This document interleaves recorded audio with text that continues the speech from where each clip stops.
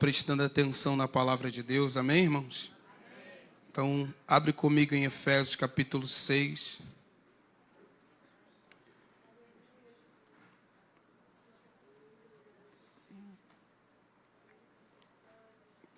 A temática que o Senhor reforçou meu coração é revista-se. Você pode dizer para uma ou duas ou três pessoas aí, revista-se.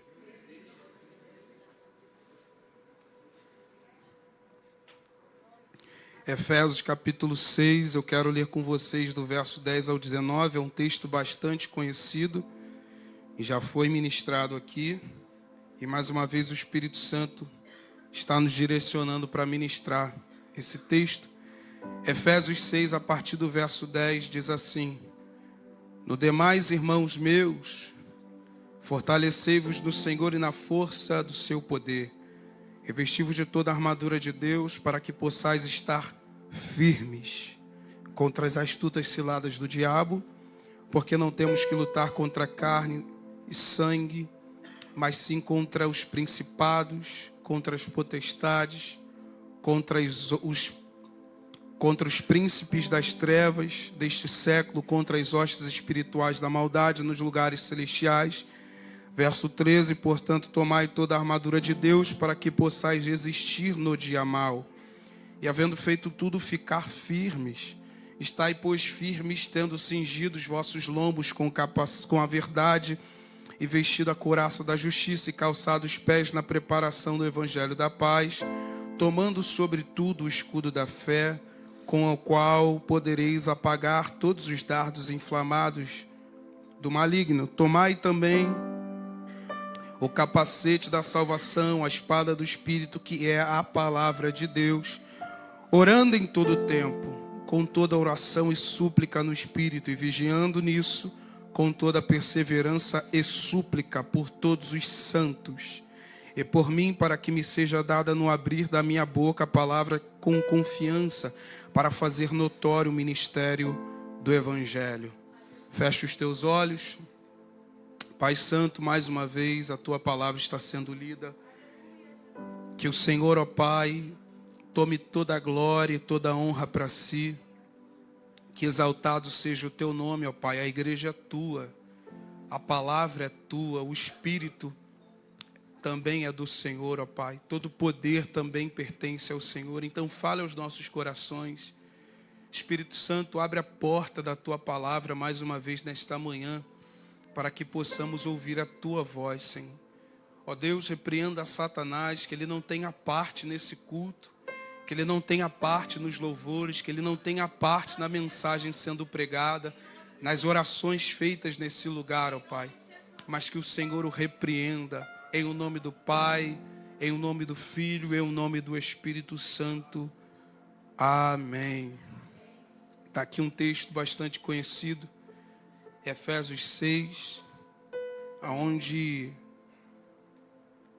Paulo traz uma instrução a respeito de um mundo chamado mundo invisível. Paulo vai falar de coisas que só se pode perceber no ambiente da fé.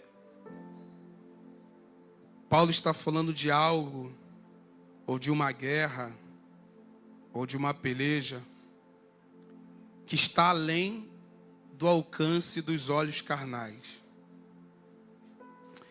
Repita comigo: os olhos carnais não compreendem a espiritualidade. Então, o que Paulo está falando só pode ser entendido no campo da espiritualidade. Quem é carnal não consegue compreender, não consegue discernir. Porque Paulo está falando de coisas invisíveis, que não se podem ver com os olhos carnais. Paulo vai agora tratar de um assunto que todo cristão precisa de tempo em tempo analisar. Sua estrutura, sua espiritualidade, seu coração, sua mente.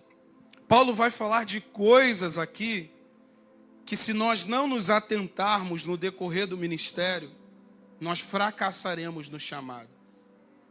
Paulo vai falar sobre algo que conspira 24 por 48 horas a nossa vida. Paulo está falando de algo que, por mais que seja invisível, está latente todos os dias da nossa vida. É uma guerra que não pode ser ignorada. É um inimigo que não pode ser ignorado. É uma fé que não pode ser desprezada. Paulo está falando de coisas que muitas vezes, por nós não olharmos com os olhos espirituais, olharemos para o cansaço e acharemos, é só um cansaço normal. Olharemos para os desânimos e vamos achar, é só um desânimo normal. Olharemos para dores, é só uma dor normal. Olharemos para o desastre causado em denominadas áreas da nossa vida e na sociedade e vamos falar, isso é normal.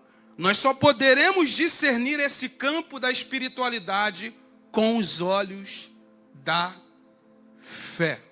Por isso que a Bíblia diz que o homem espiritual, ele consegue discernir tudo. Ele não discerne um pouco.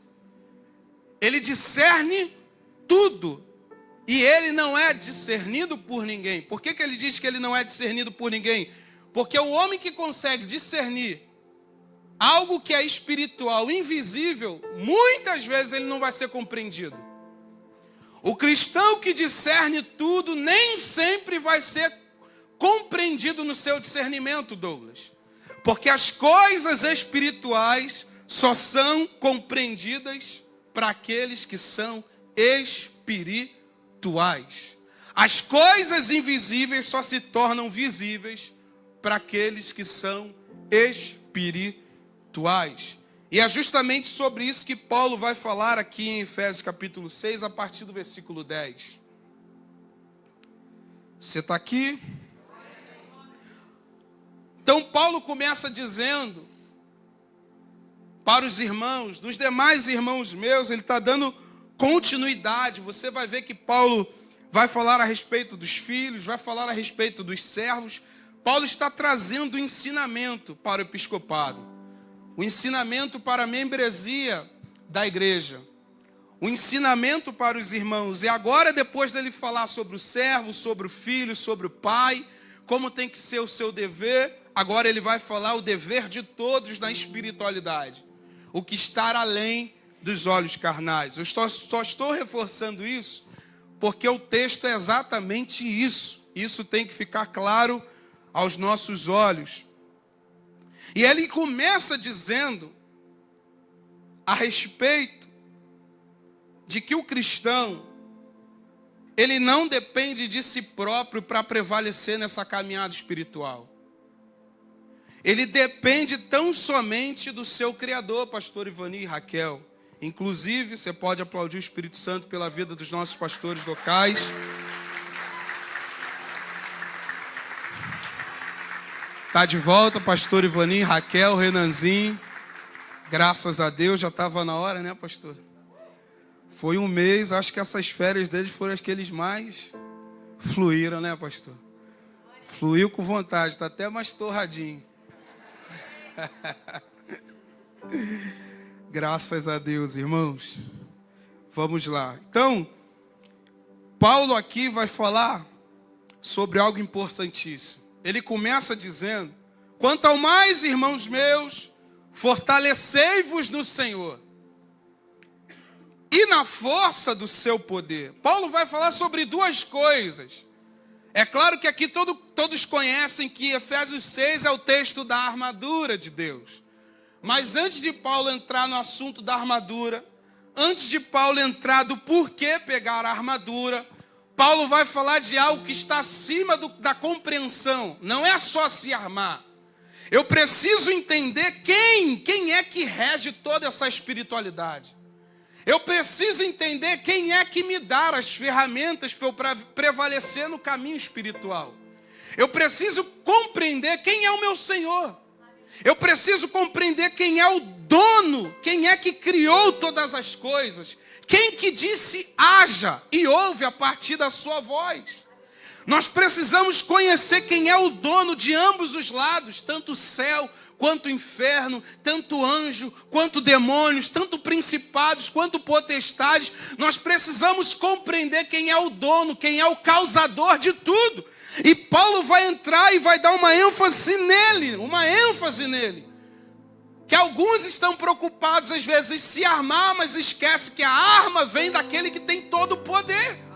Então não adianta você ter as ferramentas dele se você não compreender quem é o seu dono, quem é o seu Senhor, quem é que te dá, quem é que te capacita. Então Paulo entra dizendo: irmãos, fortalecei-vos no Senhor. Paulo vai usar duas coisas como sinal de combustível e força. A primeira coisa é: fortalecei-vos do Senhor. Percebe? Porque é dele, é ele que fortalece. A força vem dele. A capacitação, Marcelo e Cris, vem dele. É o Senhor quem dá força. É o Senhor quem supre. É o Senhor quem estende a mão. Toda a trajetória no Evangelho, quem é o causador de toda a ousadia da igreja, de toda a força da igreja, é o seu próprio Deus. Porque ele está falando, Mário, fortalecei-vos no Senhor.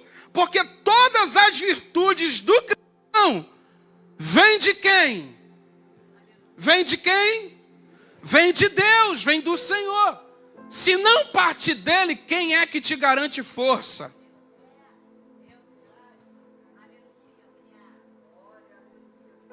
Se não for ele, quem nos garante prevalecermos? Quem nos garante ter força, se não for ele? Toda a capacitação vem dele. Por isso ele diz: fortalecei-vos no Senhor. Existem cristãos que estão terceirizando a fonte e por isso estão fracos. Porque estão terceirizando a fonte, porque estão colocando em outra pessoa a causa da sua força, a fonte da sua força. Então, por conta disso,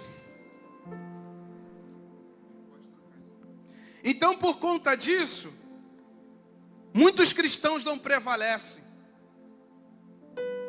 porque trocam o caminho ou a fonte de toda a força, de todo o progresso na sua espiritualidade.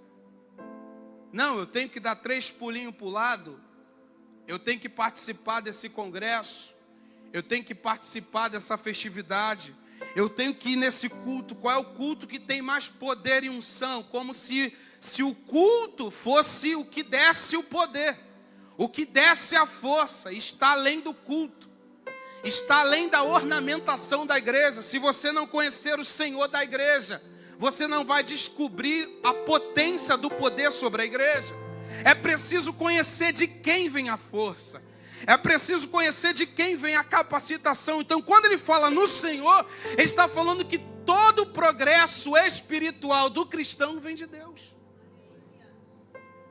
Amém? Segundo ponto, está em foco o mesmo poder aqui. Quando ele diz, e na força, você percebe que o E aqui é de adicional?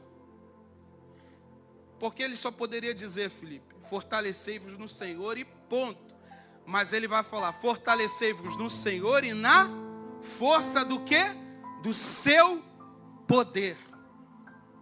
Uma coisa é a força do Senhor, outra coisa é o poder emanado juntamente disso. O poder do Senhor, ele está além das coisas limitadas do homem. Por isso que ele diz, uma coisa é a força do Senhor, que ele está dizendo, dele vem a força, do seu caráter nós sobrevivemos, toda a nossa virtude vem do Senhor, e agora ele fala do poder, porque o poder é o que causa. O efeito da espiritualidade é causado pelo poder, e na força do poder. Você vai ver, às vezes, Paulo chegando para a igreja e dizendo assim, ó, quando eu fui até vocês, obrigado, amor, quando eu fui até vocês, eu não fui com palavras de convencimento, de conhecimento humano, eu fui em demonstração de poder. Por que poder? Porque é o poder que causa. É o poder que vem sobre a igreja que resulta em milagres. É o poder que vem sobre a igreja que resulta em maravilhas e prodígios. Aí quando alguns dizem, nossas orações são orações poderosas, como? Se o poder causa efeito. Então se o poder que a gente tanto diz que tem do Senhor não causa efeito, nós não somos poderosos em Deus. Então o poder do Senhor é o que causa, é a dependência. E está em foco aqui o mesmo poder que ressuscitou Jesus Cristo ao terceiro dia. Paulo vai explicar isso lá em Efésios 1:19. Ele vai dizer que esse poder foi o que ressuscitou o nosso Senhor Jesus Cristo. Então é o mesmo poder que fortalece e capacita também a igreja. Avivamento causado por poder. Cura causado por poder. Milagres e prodígios causados por poder. Tudo isso emana do poder de Deus. Então nós nos alimentamos da força dele, de quem ele é, e também nos alimentamos do poder que ele dá. É o poder dele. É o dunamis. É o que causa. É aquilo que a gente tanto ora e fala, Senhor, unge minhas mãos. Quando alguém tiver com câncer, eu vou tocar, ou eu vou só liberar uma palavra. Só consegue causar esse efeito na espiritualidade quem se fortalece no Senhor, e não só isso, mas também na força do seu poder. É o poder que levanta o paralítico. É o poder que dá vista aos cegos. É o poder que traz audição ao surdo. É o poder que faz o mudo falar. É o poder que causa avivamento, mudança de mente, arrependimento.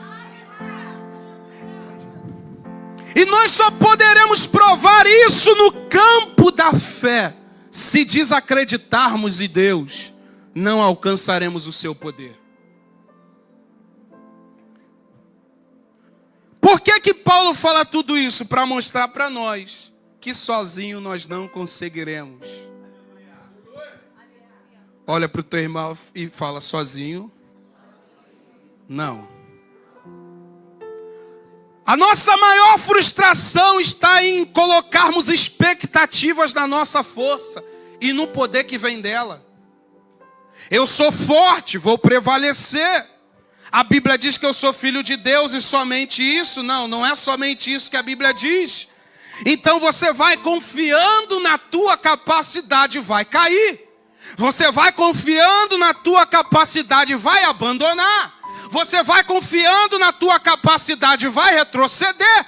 Porque o homem não se fortalece sozinho. O homem se fortalece em Deus. O homem não tem poder sozinho. O homem só tem poder em Deus. Sem Deus nós não passamos de latas barulhentas e vazias.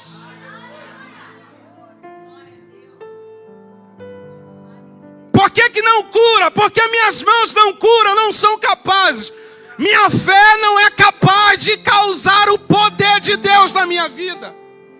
Minha fé não é capaz de realizar tantos prodígios e milagres. Eu preciso entender a minha fé e progredi-la na espiritualidade, senão não tem como. Por isso que Jeremias 17, versículo 5, ele diz: maldito o homem que confia no homem, faz da carne mortal o seu braço e aparta o seu coração do Senhor. Aí alguns desinformados do mundo vai dizer, está escrito na Bíblia que você não tem que confiar em ninguém. Desculpa, mas isso é uma heresia. Aqui está falando, faz do seu braço de carne a sua força. Maldito é o homem que confia em si mesmo. Maldita é a pessoa, maldita Olha o que a Bíblia diz. Que a miséria está em a gente criar expectativas em si mesmo, no progresso da espiritualidade. Você chegou até aqui, nossa, que unção, nossa, quanto poder, nossa, você é forte, né? Eu queria ser tão forte quanto o Jadir. Eu queria ser tão forte quanto a Cíntia. Eu queria ser tão forte quanto o pastor Ivani. Queria ser tão forte como o pastor Silvio e a diaconisa Márcia. Eu queria ser tão forte como eles. Não tem como você querer medir todo esse progresso de espiritualidade na força do homem. Por isso que muitas pessoas abandonam, porque criam expectativas em pessoas que acreditam em si mesmo e fracassam. O dia que você acordar e achar que você está mais ungido, é o dia que você está mais voltado a cair. Quando você acordar mais animado para vir para o culto, esse culto vai ser top. Hoje Deus vai virar a chave. Cuidado, você está à beira de um precipício. Porque a beira de um precipício está no equívoco do homem em dizer que ele se fortalece sozinho. Em estar se apoiando na força do seu braço. Achando que é capaz de progredir sozinho. Eu vou ser tentado, mas consigo me livrar sozinho. Eu posso ir nesse lugar porque eu consigo me livrar sozinho. Eu sou filho de Deus, eu consigo ir lá sem me embriagar, eu consigo ir lá sem cair, eu consigo ir lá, eu consigo estar diante dessas rodas de amigos sem cair. Não confie na força do seu braço.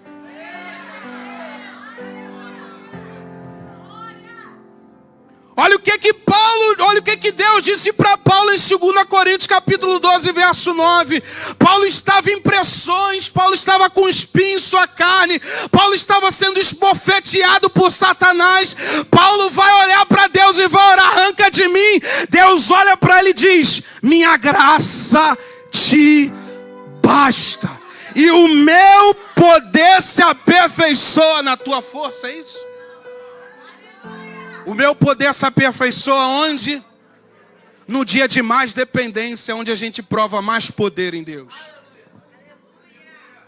No dia que você estiver mais fraco, talvez seja Deus, talvez, estou só no campo do discernimento, talvez seja Deus te chamando para provar uma coisa tremenda. Um progresso na espiritualidade. E aí alguns cristãos não conseguem discernir isso. Nossa, estou tão fraquinho, irmão. Eu estou fraco, eu não vou conseguir. E talvez Deus está deixando você vivenciar tudo isso para você provar algo que você nunca experimentou. Quantos já foram orar sem vontade? Quantos já foram ler a palavra sem vontade? Todas as vezes que a gente faz isso, forçando, a gente prova algo que a gente nunca viveu. Aí talvez você fale: eu nunca experimentei milagre nenhum, eu nunca experimentei prodígio nenhum. É claro, na tua fraqueza você não lembra que Deus dá força. E aí quando você pensa que está forte, cai. E quando você está fraco, ao invés de se apoiar no poder de Deus, você se apoia no vídeo do YouTube. Você se apoia no pregador que está pregando a palavra. Nem o pregador se garante sozinho. Você se apoia no campo da igreja, os irmãos do Ministério de Libertação. Eu vou lá porque eles têm poder. Poder que vem de quem? Força que vem de quem? Unção que vem de quem? Então é quem? Você está aqui? Aí Paulo vai entrar agora no verso 11, no dilema da armadura. Antes dele falar da armadura, ele vai explicar o porquê e a importância dela. Ele diz: revestivos de toda. Quando a Bíblia fala toda, não é a metade. De toda a armadura de Deus. E aqui o entendimento é: assim como o poder vem dele, assim também a armadura vem dele. Tudo vem dele. Então ele fala revestivos, como se você fosse literalmente colocar uma vestimenta, vestir uma túnica, vestir uma roupa. Revestivos de toda a armadura de Deus. Por que, Paulo? Por que eu tenho que tomar todas as armaduras e me vestir de toda a armadura de Deus? Para poderdes ficar firmes Só isso aqui, irmãos, só a gente parar aqui e refletir nisso que ele falou aqui agora, vai explicar o porquê que um montão de nós está fracassando.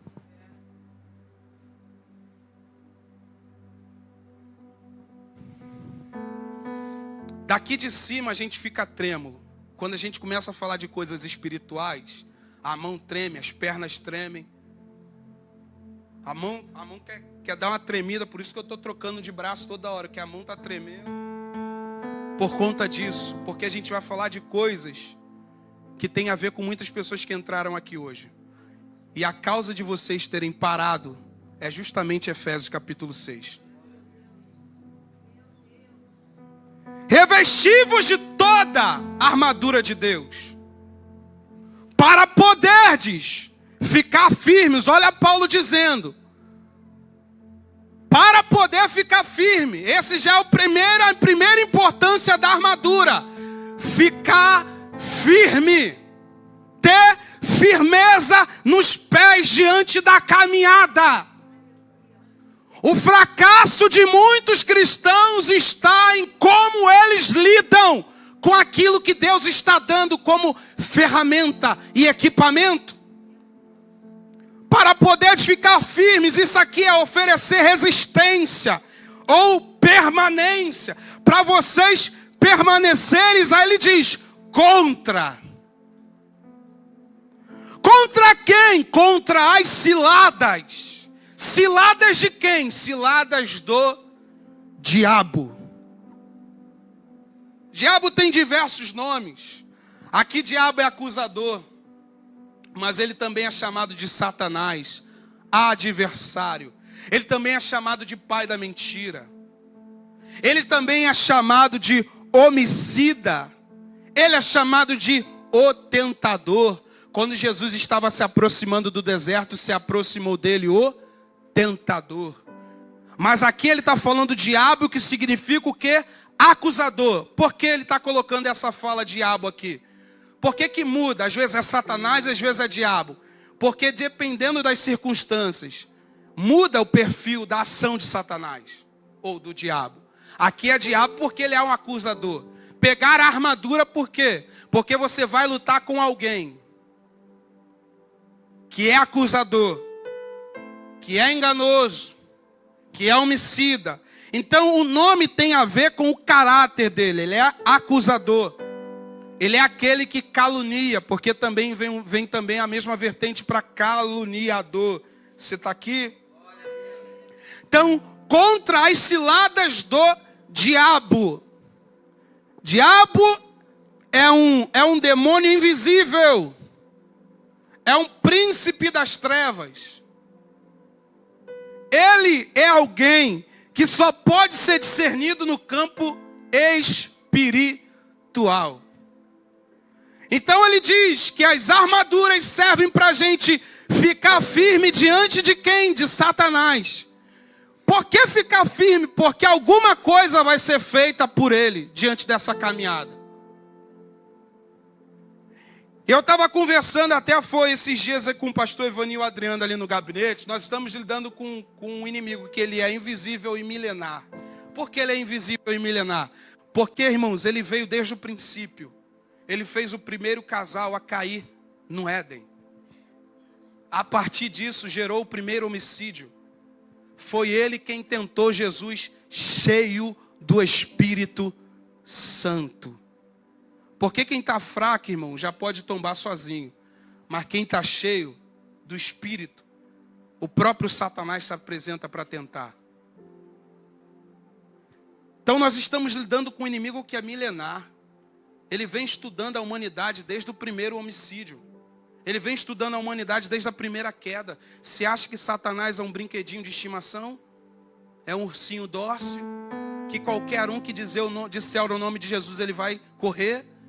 Que qualquer um que estender a mão, ele vai sair? Satanás é o arco inimigo da igreja por causa de Jesus. Repita comigo, Satanás é o arco inimigo da igreja por causa de Cristo. Então ele se tornou o nosso inimigo, nosso adversário por causa de Cristo. E ele arma ciladas. Ciladas aqui é astúcias, planos ou estratagemas. O que essa palavra está querendo dizer? Está falando que Satanás uma entidade com total poder de influência. É alguém que vai assistir o novo convertido até ele se tornar um membro do corpo. É alguém que vai assistir o novo convertido até ele ser ungido por Deus. É alguém que acompanha cada passo do pastor ungido da igreja, do diácono ungido da igreja, da irmã, do irmão ungido da igreja. É alguém que acompanha quantos anos fazem um ministério.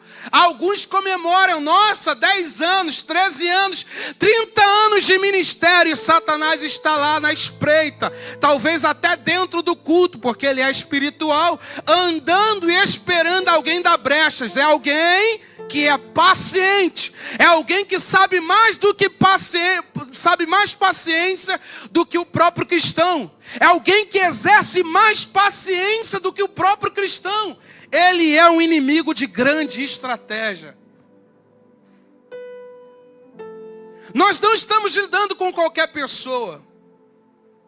Eu vi uma observação, porque talvez você ache que eu estou dando bola para Satanás, então eu vou explicar isso aqui.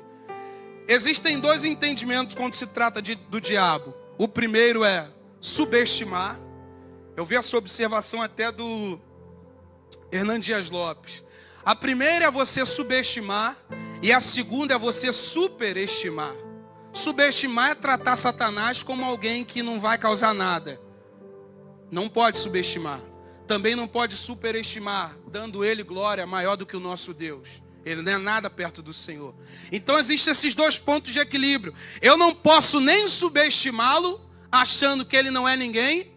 É uma entidade milenar, fez o primeiro homem a cair, destruiu gerações, destruiu muitos homens de Deus e mulheres de Deus do passado. E pode ser que ele tenha total influência até na queda dos reis do passado, da idolatria do passado.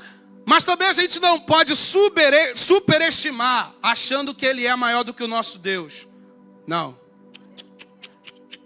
Ele está debaixo dos pés de Cristo. Estratégias.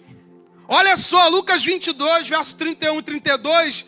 Jesus vai dizer, diante dos seus discípulos, ele olha para Pedro e ele vai dizer: Satanás, já mudou a nomenclatura. Satanás, por quê? Adversário, pediu para vos cirandar como trigo. O que Jesus está explicando? Que Satanás pediu por alguns instantes para investir na queda dos discípulos. Aí Jesus vai olhar e vai dizer: mas eu roguei ao Pai para que ele seja repreendido, foi isso? Eu rogarei ao Pai, eu pedi ao Pai, Pedro, para que a tua fé não desfaleça. Nós estamos falando de um inimigo que Deus dá total liberdade de vez em quando para agir em nós. Foi ele que o próprio Deus deu total liberdade para investir na família de Jó. E acredite, matou 10 filhos. Acredite, tocou na vida financeira. Acabou com a estrutura financeira. Tocou nos filhos. E por último, tocou na carne. 3 áreas que Satanás tocou no passado, na vida do homem de Deus. A primeira, família. Por que família? Porque a gente tem a família como prioridade. É claro que Deus é a prioridade acima de tudo. Mas a gente tem a família em primeiro lugar. Depois a congregação. Assim a Bíblia nos relata e nos aponta. Segundo ponto, finanças. Porque toda pessoa que não é bem resolvida nas suas finanças delira nas propostas de Satanás. Terceiro, saúde. Sem saúde a gente não faz nada. Tocou na saúde de Jó. 3 áreas a partir de um comando. Porque Deus elogiou a vida do homem de Deus e Satanás foi e disse: é claro, você dá tudo para ele. Então toca. Ele pede para Deus tocar. Deus não, vai lá, faz melhor, toca você. Satanás vai na família, Satanás vai nas finanças e Satanás vai na saúde de Jó. Você está pensando que Satanás é qualquer demônio?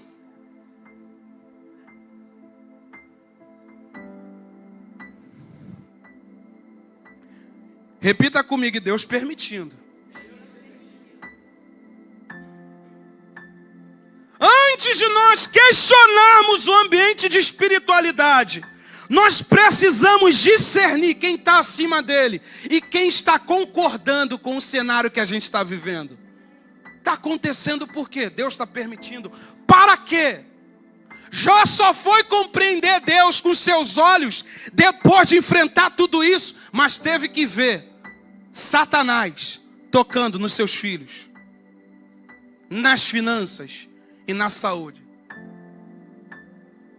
Pergunta para o teu irmão, você está preparado para um nível de tentação, para um nível de provação como essa? Eu não, irmão. Teve outro Jó nas escrituras? Aí alguns, me dá o coração de Jó. Canta isso, meu.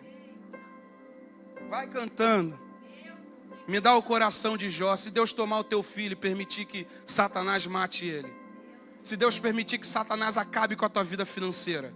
Se Deus permitir que Satanás toque na tua saúde. Você vai cantar do outro lado? Nós estamos falando de alguém que é milenar. E que Deus deu total autonomia para tocar em todas as áreas vulneráveis do homem. Família, finanças e saúde. Depois ele deu tudo em dobro. A gente sabe, teve mais filhos, enfim. Mas a gente está falando desse arco inimigo. Esse é o primeiro ponto. Ciladas, Satanás ciranda a nossa vida. Satanás pede a Deus para cirandar a vida do crente. Como ele não vê brecha, ele vai pedir o Pai. A única brecha para mexer na vida de alguém que está em Deus, de alguém que sua vida é uma oferta, de alguém que a sua vida é um culto, é uma entrega, a única forma de tocar em você é pedir no dono da tua alma. E de vez em quando o dono vai permitir. Vai discernindo aí. Olha só como ele arma ciladas. 2 Coríntios capítulo 2, verso 10, eu já vou dar continuidade. E a quem perdoardes alguma coisa, também eu, porque o que eu também perdoei, se é que tenho perdoado por amor de vós, o fiz na presença de Cristo, para que não sejamos vencidos por Satanás.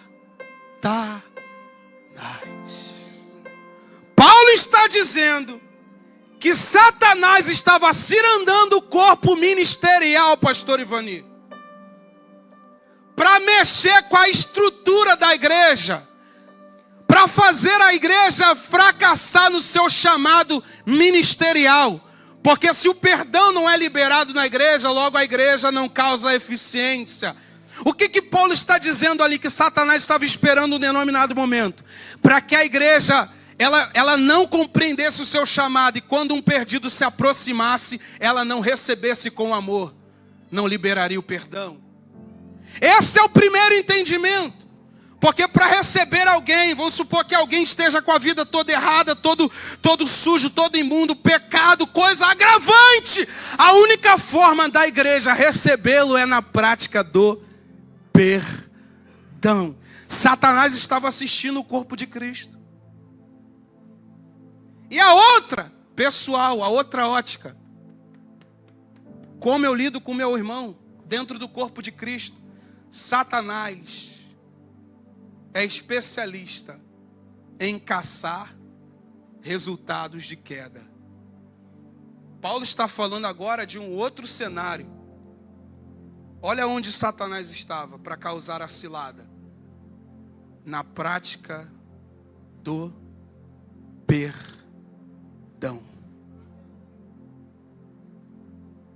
Revesti-vos de toda a armadura de Deus, para que possais resistir contra as astutas ciladas. Olha a cilada aqui. Esse perdão que você não quer liberar. Olha a cilada aqui. Esse rancor guardado no fundo da tua alma, que os olhos com chamas de fogo conseguem alcançar. Satanás mora próximo da queda do homem. Isso é uma cilada de Satanás. E a prática do perdão, irmãos, é o ponto crucial de toda a obra vicária. Porque se Jesus não nos perdoasse, logo Ele também não nos amaria. A prova de que Ele nos amou é que Ele nos perdoou. Não liberar perdão é cair na cilada do diabo.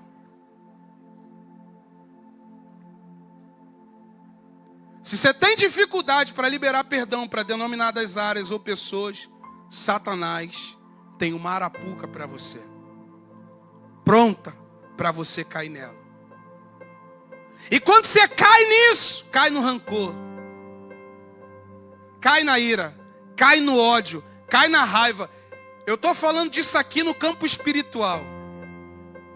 Quando a gente traz essas coisas para o campo espiritual, a gente começa a sofrer até certos tipos de pressões. Então, o Ministério de Libertação, fique ligado aí. Alguém pode passar mal. Alguém pode até cair no meio desse lugar. A gente está falando de um adversário da congregação, Satanás. Satanás. Já aconteceram casos aqui de pessoas saírem do culto, ir para trás do banheiro e cair endemoniada lá dentro. Mas a gente sabe porque a gente estava lá lidando. Como também no gabinete, ou pode acontecer aqui no meio do culto. Então não trate com desdém. Não subestime seu inimigo. Nós precisamos entender com quem a gente luta. E por conta de muitas pessoas não entenderem com quem elas lutam, pastor Ivani, que não prevalecem, não caminham. Se tiver que perdoar, então hoje eu abro mão da minha diaconia. Se tiver que perdoar, hoje eu abro mão do meu pastoreado. Se tiver que perdoar, eu abro mão hoje de ser membro da congregação. Acabou, Satanás pegou você. Astuta cilada é a dele. Amém? Segundo ponto, porque a nossa luta, aí ele vai entrar, a nossa luta não é contra a carne. Por que revestir? Nossa luta não é contra carne e sangue, sim contra principados, potestades, dominadores deste tempo tenebroso, contra as forças espirituais do mal nas regiões celestiais. Paulo vem aqui e já fala logo, novamente outro ensinamento. Nossa luta não é contra a carne nem contra o sangue. Nossa luta não é contra irmãos. Alguns irmãos não entendem a batalha que a gente está para estreitar relacionamento na congregação. Não entende que a nossa luta não é contra carne nem sangue. Nós temos a quem lutar. E a nossa luta é contra Satanás. E quem? Porque Satanás não age sozinho. Olha para o teu irmão e fala: Satanás tem soldados. Ele não age sozinho. Quando fala de principado, potestade, está falando de hierarquia. Ele ama a desordem na igreja, mas ele não tem desordem no seu pelotão. Ele ama ver os irmãos não se entendendo, mas ele não tem esse desentendimento no meio do seu pelotão. Quem é que nos prova isso? O próprio Cristo. Pode Satanás expulsar Satanás? Um reino dividido não subsiste. O que Jesus está deixando claro? Ele, por mais que batalha contra a unidade da igreja, ele faz uso da unidade. Porque ele sabe que a palavra juntos é força.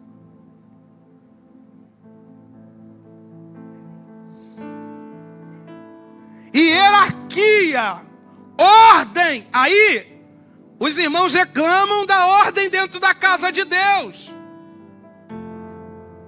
Satanás é tão organizado que cada demônio ou entidade que entra no corpo de uma pessoa entra e sai em ordem,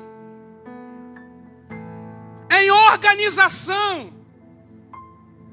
Nós estamos falando de entidades que trabalham nas áreas econômicas, políticas, culturais. Nós estamos falando de principados que governam países. governam regiões. Não é qualquer entidade. Nós precisamos saber com quem a gente está lutando. Então ele tem ordem.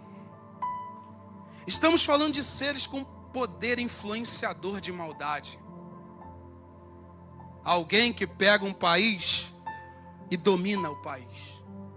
Alguém que pega famílias e domina famílias. Alguém que pega matrimônios e domina matrimônios. Alguém que tem total poder de influenciar na cultura. Você acha que essa cultura de desordem que está no país é causada por quem?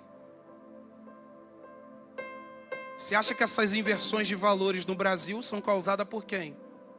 Você acha que as ideologias culturais desse século, no mundo inteiro espalhadas, é influenciada por quem? Você acha que a maldade está crescendo a mando de quem? Você acha que as coisas estão saindo do eixo por causa de quem? Principados, potestades e hostes espirituais da maldade que influenciam gerações. Influenciam gerações. Ele é milenar. Irmãos, nossa nação não é a única nação sendo bombardeada por esses principados das trevas. Nós estamos falando com entidades que quebraram reinos no passado. Levaram homens a se rebelar contra Deus. Levaram homens a sair do seu chamado. Levaram homens a destruir sua própria família. Como diz às vezes o nosso próprio pastor Ivanil, olharam para a grama do outro. Você acha que quem age atrás do adultério? Você acha que quem age atrás da fornicação? Você acha que quem age atrás das drogas? Você acha que quem está agindo atrás do alcoolismo? Você acha que quem está agindo atrás do abuso sexual desenfreado? Hoje até o abusador está correndo o risco de ser inocentado publicamente pelo sistema de legislação dos países. A pessoa vai abusar de uma criança e vai ficar por isso mesmo. Que ele teve só uma questão de orientação psicológica, ele não sabe o que está fazendo. Está sendo normalizado. Quem está agindo por trás de todo o fracasso na espiritualidade? Satanás. Ele é milenar. Nós estamos lutando contra ele. Por isso, revista-se. Revista-se. Por onde vem a queda? Porque toda queda é resultado de investimento. Tá Sansão brincando. Dalila, faz cócega nos meus pés que eu perca a força. E vai brincando. Não, se eu dormir de cabeça para baixo, eu perco minha força. Se me amarrar com cordas, e foi brincando. O inimigo das nossas almas, ele vai assim, ó, analisando a nossa vida e vendo a gente flertando no WhatsApp, flertando com sites, flertando com conteúdos impróprios, flertando com pessoas, com amizades. Eu estou falando de algo que está além do sistema carnal, é espiritual. Por isso que eu falei, esse ambiente só pode ser discernido espiritualmente. Se você não crê na espiritualidade, você não acredita que o fruto da tua queda pode ter sido influência do próprio Satanás. Você está aqui? É ele. Toda a escravidão de madrugada com conteúdo impróprio, cilada de Satanás. E muitos de nós, eu estou falando isso por experiência própria. E muitos de nós vamos para cultos, vamos para vigílias, vamos para organizações, congressos, festividades, como se nós estivéssemos livres. Mas de madrugada, Deus sabe que nós estamos presos. Experiência própria. Quantas vezes ia, nossa, que unção, que culto, que glória.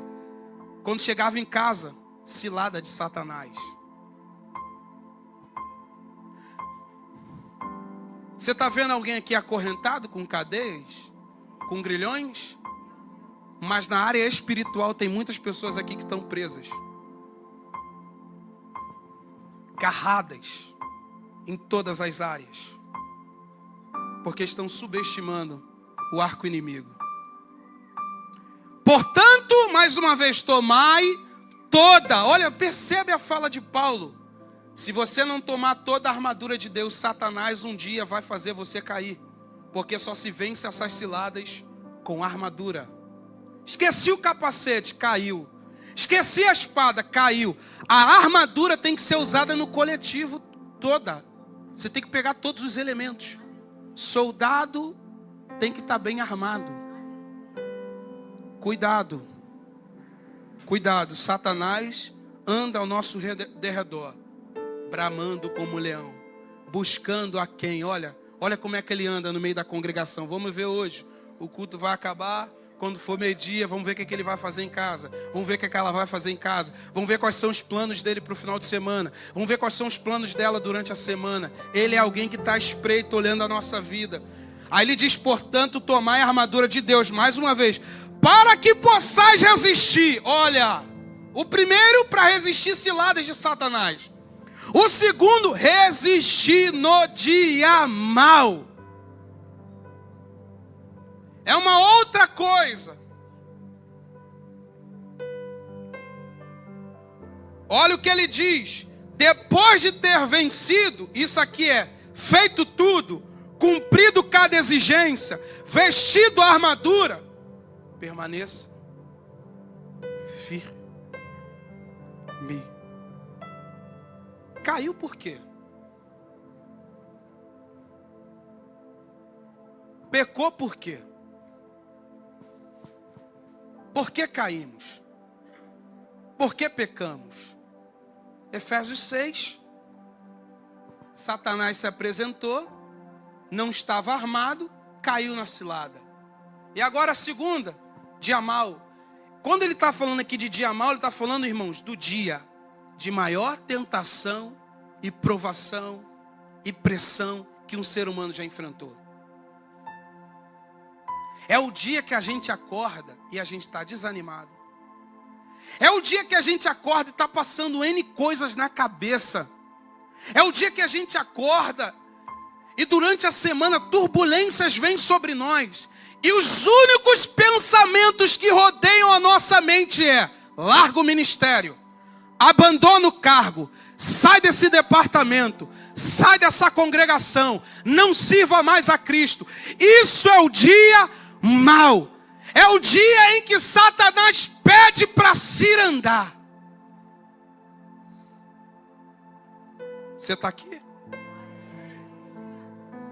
O dia em que Satanás pede para cirandar é onde ele investe toda a força dele em nossa vida para que a gente fracasse, desista. Quando Deus protege os seus filhos, ao ponto de Satanás não ver brecha, ele pede: deixa eu cirandar.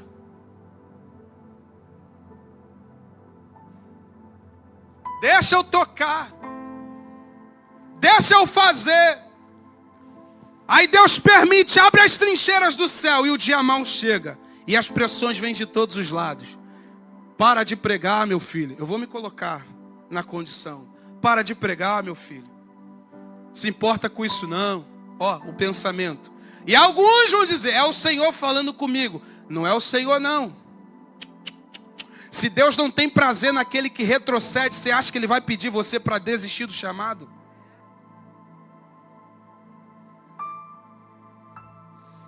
E a cabeça, um turbilhão de coisas, pressões sobre todos os lados. Esse é o dia mau. É o dia em que a força é pequena.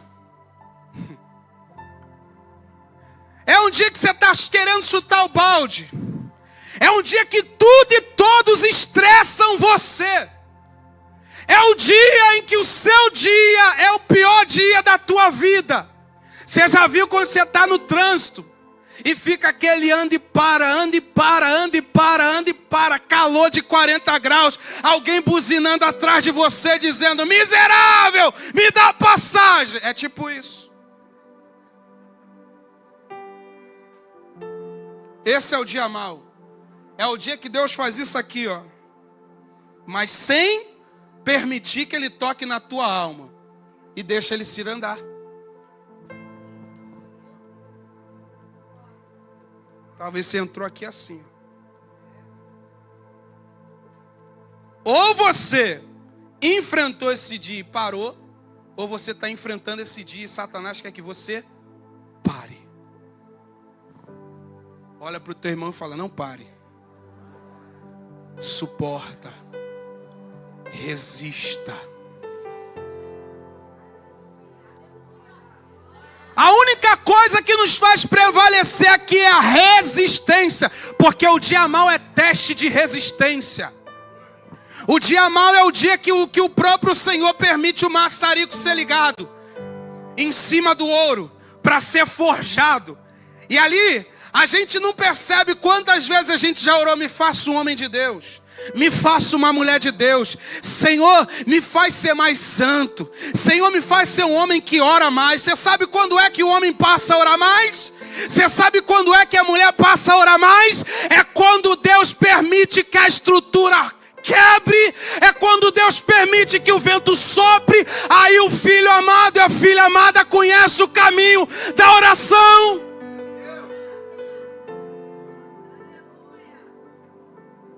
Vou correr porque a gente vai falar isso aqui. Por isso Deus diz, Tiago 4,7: sujeitai-vos, pois, a Deus, resisti ao diabo, e ele fugirá de vós. Ei, se sujeitar é estar equipado por ele,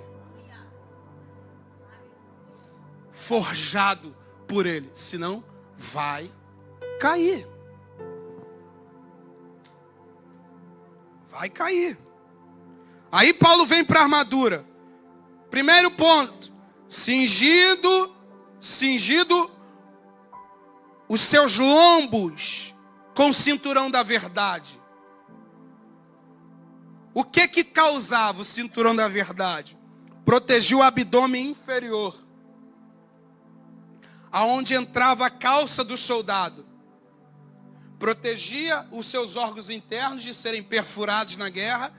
Segurava ao mesmo tempo a sua roupa e ao mesmo tempo também segurava o elemento do lado que empunhava a espada. A abertura, né? Segurava a espada do lado, apertava o cinto e não permitia que a pessoa, no meio de uma agilidade, corresse, a roupa enrolasse no pé, caísse. Então o cinturão da verdade era para trazer firmeza nos lombos e agilidade na hora de sacar a espada. É preciso a gente entender essa analogia, porque a espada também representa um elemento. Então os lombos têm que estar cingidos na verdade. Primeiro elemento é a verdade. Sem verdade não tem nem como empunhar a espada. Sem verdade não tem como prevalecer na guerra. É preciso ter verdade. É preciso ser verdadeiro. Por isso Jesus em João 17 orou: Pai, santifica-os em quem? Na verdade. Por que santificados na verdade? Porque Deus ama a verdade. A verdade é o caráter de Deus. Ou melhor, a verdade é o próprio Deus. Jesus disse em João 14: eu sou caminho, verdade e vida. Então os lombos têm que estar cingidos na verdade. Não pode ter aquela mentirinha escondida debaixo do tapete, aquele segredinho no fundo do baú. O cristão não pode andar assim. Tem que andar na verdade. Segundo, couraça da justiça, que era o peitoral. E aqui representa a justiça imputada por ele. Tem que ter a justiça. Tem que ser essa justiça, ela tem que estar cravada em nós. Ela nos foi imputada. E a partir dessa justiça, nós conseguimos seguir na caminhada.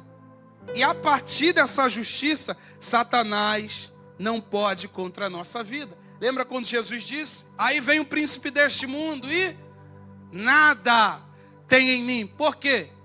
Em Deus está a verdadeira justiça. Se ele compartilhar sua justiça a nós, Satanás também não tem nada para nos acusar. Então é preciso estar com a couraça da justiça no peito, para que Satanás não nos acuse. Terceiro elemento, calçai os pés da preparação do evangelho da paz. As sandálias davam estabilidade e agilidade na caminhada. Tem que estar com os pés calçados. E há quem diga que eles colocavam cravos debaixo da sandália, para que quando eles corressem, eles conseguissem ser mais ágeis no meio da guerra. Então tem que estar calçado com o evangelho da paz, preparados. E aqui Paulo faz referência a Isaías 52, verso 7. Que formosos ou quão formosos sobre os montes os pés do que anuncia as boas novas, que faz ouvir a paz, que anuncia coisas boas, que faz ouvir a salvação. Então nós temos que estar calçados no evangelho, na preparação do evangelho da paz, porque o evangelho tanto traz paz entre nós e Deus, como causa paz entre os irmãos. Falta de paz é pés descalços. Quem não tem a paz do evangelho está com os pés descalços. Quem não consegue ter paz com Deus está com os pés descalços. Quem não tem paz com seu irmão também está com os pés descalços.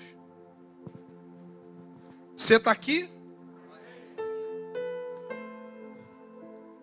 Quarto elemento, tomando sobretudo o escudo da fé. Sobretudo. Por quê? Porque era um escudo enorme. Há quem diga que ele tinha 1,60 m de altura, de largura de 60 a 70. Era um escudo grande que eles empunhavam. Em outras traduções fala, acima de tudo, lançai mão do escudo da fé. Talvez na tua versão esteja assim. Ou embraçando sempre o escudo da fé. Então quando ele fala tomando sobretudo o escudo, ele está dizendo, essa armadura aqui você tem que estar sempre com ela. Porque a fé é o firme fundamento. Sem fé é impossível agradar a Deus. Sem fé não tem sinais, porque os sinais seguirão aos. Sem fé você não compreende a palavra e a palavra não gera fé, porque a fé vem pelo e ouvir a palavra de Deus. Então o escudo da fé é algo que a gente tem que sempre empunhar. Fé em quê? Fé nas promessas. Fé no poder de Deus. Lembra que a gente falou do poder? Por que a gente não vê muito poder? Talvez a nossa fé precisa ser trabalhada, estimulada, para que a gente então provoque os milagres divinos. E o segundo ponto que ele trata aqui do escudo é: apaga os dardos inflamados.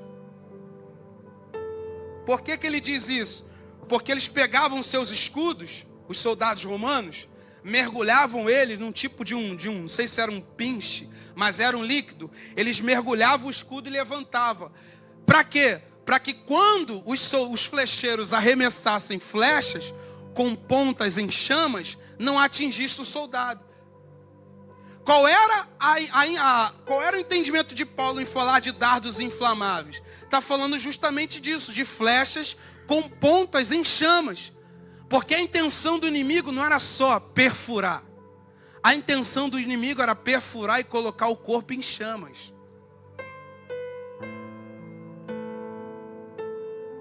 Você consegue compreender? O que ele pode fazer com um indivíduo e com uma congregação? É bem provável que se alguém removesse o escudo, essa flecha atingisse o pelotão e todo o pelotão ficasse em chamas. Você está aqui? As chamas são incômodos, proporção de caos, proporção de atingimento. Era para ele atingir só o Jonathan, mas como as pontas dos dardos estão em chamas, se atingir o Jonathan, atinge o Mário. E assim, é como o isopor. Se acender o fogo aqui, ele vai lambendo, vai lambendo, vai lambendo. Quando vai ver, todo o corpo está em chamas. Por causa de um único dardo. Repita comigo, um único dardo é capaz de incendiar um pelotão.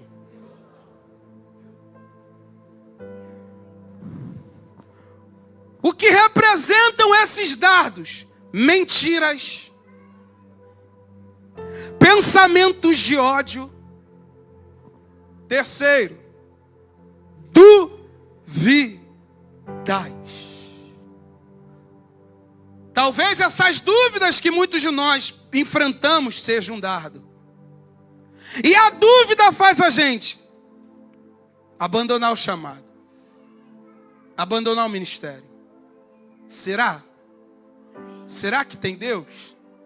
Será que Deus é com essa casa? Será que Deus está na minha casa? Será que eu tenho poder em Deus? Será que eu fui chamado por Deus? A dúvida é capaz de nos desestruturar. Por isso que Tiago 1, verso 6, ele diz: o que duvida é como a onda que vai levando, e vai sendo levado de uma banda para outra banda. O que duvida nunca se firma. Então Satanás sabe que se colocar dúvida, ele consegue desestabilizar um pelotão inteiro com um único dardo. A intenção de um flecheiro inimigo não era sempre atingir um alvo só. A intenção dos inimigos era atingir quem estava do lado do outro. Então, às vezes, um dardo atinge 2, atinge 3, atinge 4. Estamos no campo da espiritualidade. Cogitações, fofocas, calúnias. São dardos. Em chamas. Inflamam o ministério. Mas quem foi atingido? Você não sabe quem foi. Mas quando atinge, causa um enorme estrago. Como é que nós vencemos os dardos? Escudo da fé. Se todos empunharmos o escudo na mesma proporção de unidade, Satanás não nos atinge. Porque cada um tinha seu escudo. Então vamos entrar no cenário do soldado. Eu tenho o meu, Jonathan tem o dele. Eu empunho uma área, Jonathan empunha outra área, pastor Ivani outra área. Se um de nós abrir mão do escudo e a flecha penetrar, não só vai ser um indivíduo queimado, mas quem estiver do lado dele. É preciso o escudo da fé. O escudo da fé é saber o meu chamado no corpo de Cristo. Para que eu fui criado? Quantas vezes vem um dardo com mentiras, calúnias, fofoca, e você tem que levantar o escudo da fé? Apaga esse dardo. Nós somos um em Cristo Jesus. É assim que a gente apaga, empunhando o escudo da fé. Tomai o capacete da salvação. Influência, metanoia, uma mente influenciada por Deus. Por isso Colossenses 3, se já ressuscitaste com Cristo, buscai as coisas que são de cima.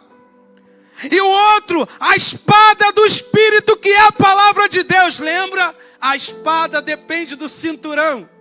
E o cinturão fala da verdade. Se você não é verdadeiro, não empunha essa espada. Se não há verdade na tua casa, se não há verdade no teu casamento, se não há verdade no teu convívio familiar, não empunha essa espada. Depende da verdade. E a verdade aqui é o que? O caráter. Com a espada se ataca o inimigo. Porque até o teu inimigo sabe usar a espada que você tem empunhada nos lombos. Como é que Satanás veio vencer Jesus? Tentar vencer, melhor dizendo. Aonde? Com a palavra.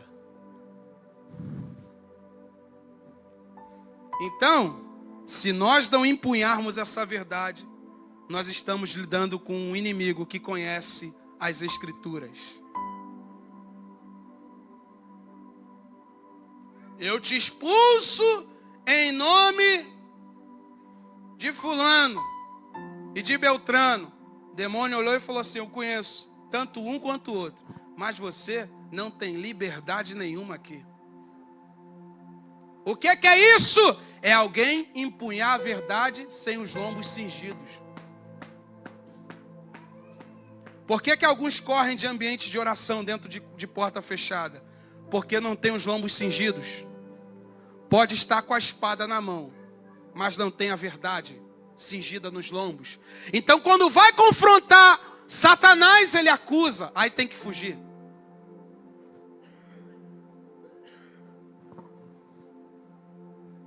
Vai usar a espada com quem sabe e conhece a espada que você está. Despreparado, não tem como. Por isso muitas pessoas fogem de ambientes de libertação. Porque Satanás acusa. Satanás abre a boca. Você? Não é só pegar a Bíblia. Tem que ter a Bíblia dentro de si. A verdade tem que morar em nós. Senão o soldado é só um soldado fracassado. Eu estou sob acusação. Satanás está me acusando. Você anda na verdade? Você está com seus lombos cingidos? Porque te acusam de algo que você não faz. Mas se você faz, não tem como rebater. Porque para vencer a mentira, só andando na verdade. Você só pode sacar a espada, também está escrito, com os lombos da verdade cingido. Se não tem caráter, está desarmado.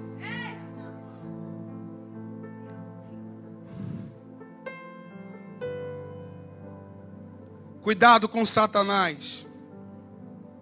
A espada comum, tem outra versão. A espada comum, ela é capaz também de penetrar um homem, de cortá-lo. Mas só a espada do Espírito transpassa a nossa alma. Então nós estamos lidando com uma grande ferramenta. Por isso Hebreus 4:12, pois a palavra de Deus é viva, eficaz, mais penetrante que a espada de 2 gumes. Ela penetra a divisão da alma do Espírito. Mas para usar essa verdade, tem que andar na verdade. Tem muitos aí que estão sendo chacota do povo, porque empunham a espada sem estar com os lombos cingidos. Você está aqui? Por último, e eu encerro. Orando em todo tempo. Não só basta pegar a armadura. Ouça isso aqui. Não só basta pegar a armadura. Como é que está a tua vida de oração?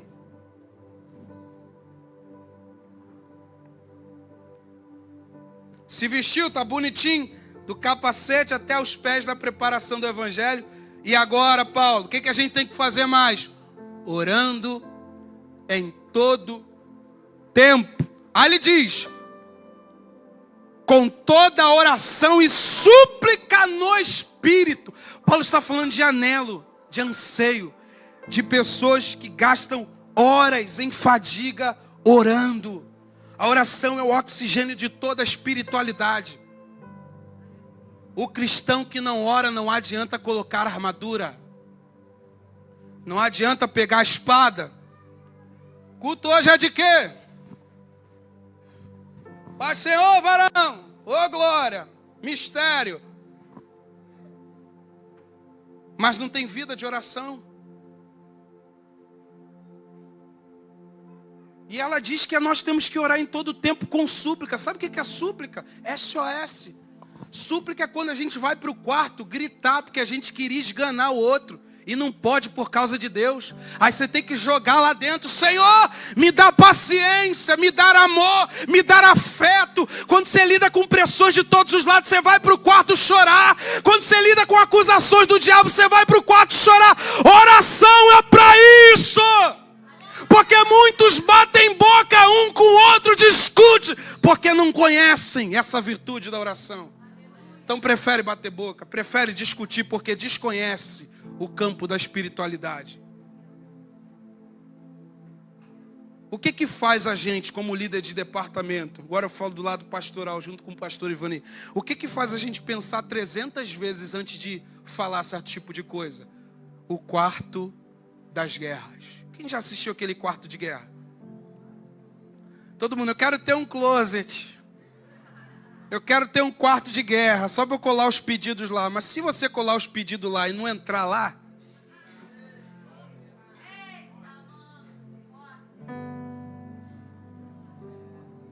Oi?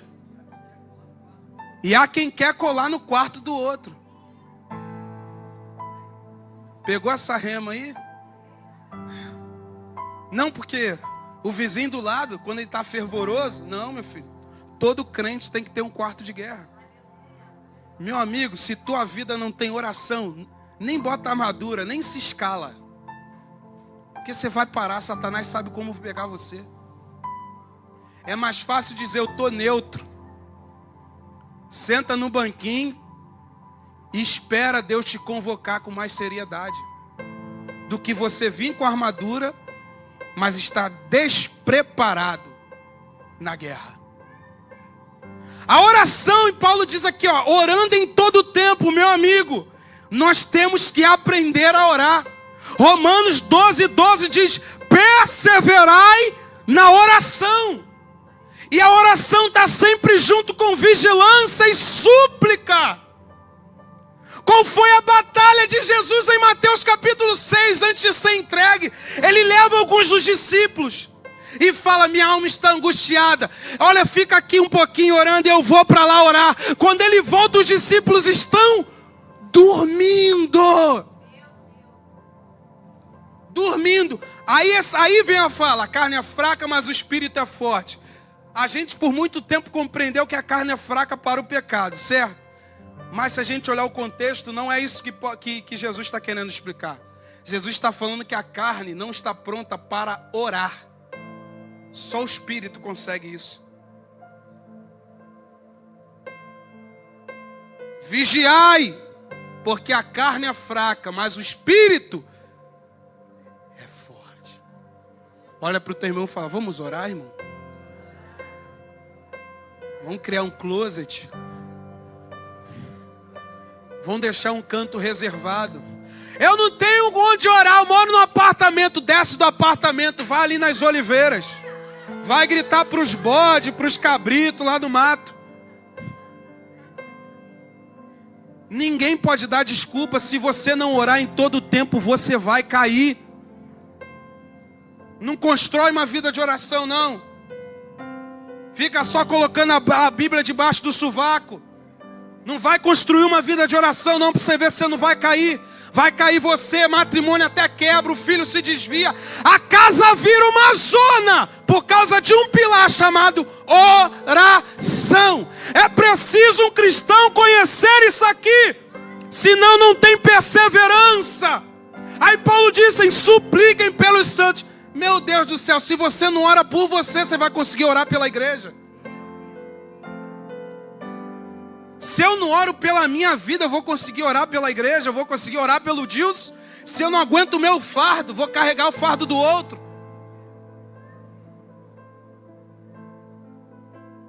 Meu amigo, sai disso aqui e arruma um jeito de orar. A palavra do Senhor para você é essa. Arrume tempo para oração. Olha para o teu irmão e fala isso para ele. Arrume tempo para oração.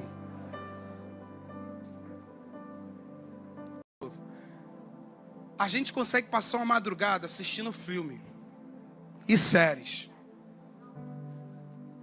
Se eu perguntar aqui 3 séries braba aí, todo mundo, tal, Beltrana, Ciclana, seriado bom, todo mundo sabe, sim ou não? Agora, quando se fala de oração, quantos conhecem esse caminho? Satanás sabe como parar você.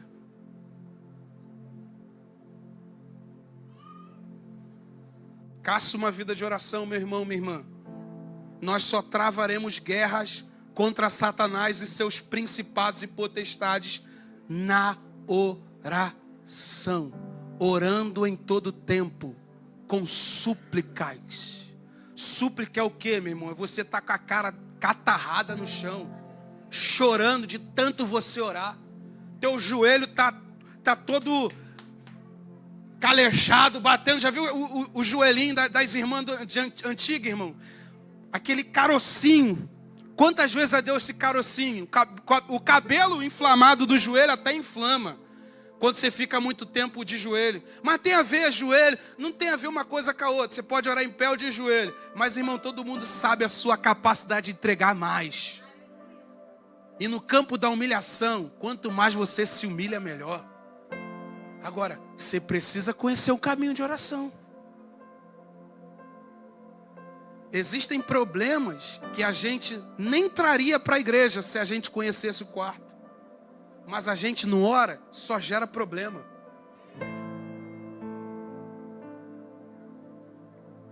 Porque é na oração que eu entrego tudo. É na oração que eu choro. Quantas vezes, pastor Ivanil, eu já bati na tua porta falando: vou abandonar o barco, pastor. Mas quantas vezes eu já gritei diante de Deus de madrugada: vou desistir se o Senhor não me dá força. Vou parar, vou desistir, vou abandonar. Não quero mais liderar, não quero mais pregar. Você já me viu fazendo isso? Porque eu faço isso num quarto onde só Deus me assiste. Por que muitos preferem vir dizer: pastor, não dá mais para mim, pastor Ivanil, não estou mais aqui, não quero mais, foi bom caminhar com o Senhor, mas aonde eu travei essa guerra? Foi o meu dia mau. Aonde eu apresentei esse dia para Deus? Eu apresentei num quarto fechado. Satanás não tomou parte nesse dia da minha vida. Você desiste porque desconhece. Jesus, antes de selecionar 12 discípulos, passou uma madrugada orando. Quantos líderes aqui já passaram uma madrugada para enviar liderados?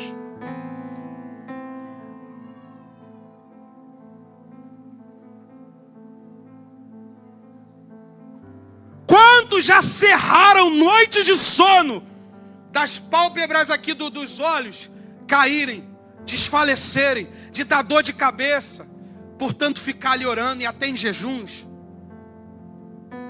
Não estou arrotando santidade não, irmãos. Eu estou falando de algo que, se a gente não tomar posse, a gente não chega do outro lado. Aquela canção, você vai cantar do outro lado, desse jeito não rola.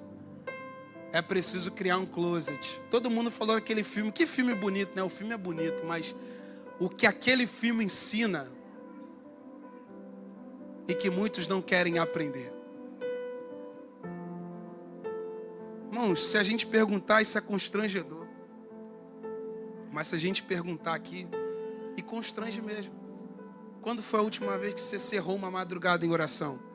Agora, volta alguns capítulos dos dias. Sábado à noite, o que você fez? Domingo de noite, o que você fez? Como que foi a madrugada de um dos outros dias? Nossa, assistimos aquele filme. Irmãos, é necessário nós orarmos. É necessário nós conhecermos isso. Senão, não tem fogo do Espírito. Não tem maravilhas, não tem prodígios. Quantas pessoas dão testemunho aqui de casamentos? Não tinha nada, mas quando eu entrei na oração, quase desisti do meu matrimônio. Mas quando eu entrei na oração, estava doente, mas quando eu entrei na oração, estava sob pressão, mas quando eu entrei na oração, ia desistir do matrimônio, mas quando eu entrei em oração, ia desistir do ministério, mas quando eu entrei em oração, eu não tinha nada. Tá aí, Linda, junto comigo, a gente resolveu casar. Pressão em todos os lados no casamento, uma pressão tamanha, o chamado batendo na porta, e o casamento ali esperando a gente, e a gente não tinha recurso. O que mais a gente fez foi orar. Se depois de você ter tudo, você abandonou esse quarto, Deus sabe te trazer de volta para Ele. Isso aqui serve para alguém. Aquelas lágrimas que você cerrava, onde estão essas lágrimas? Cadê aquela mulher de fogo de oração? Cadê aquele homem de Deus que travava brigas cerradas como Lutero. A descrição da biografia de Lutero dizer que Lutero ficava falando sozinho dentro do quarto, gritando, travando guerra com o diabo. Vai embora! Assiste lá o filme ou lê o documentário sobre ele. Travava guerras em oração, pelejas em oração, guerreando, orando pela família. Deus, toma meus filhos. Senhor, toma minha casa. Senhor, toma minhas finanças. Uma guerra terrível. E você ali orando, orando, orando, orando. Se parar de orar, o Satanás acaba com a tua vida. Se coloque de pé.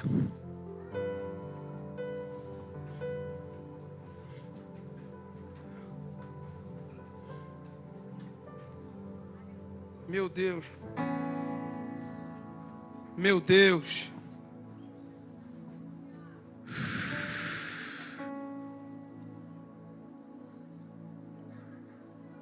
Fala pro teu irmão, a gente precisa orar urgentemente.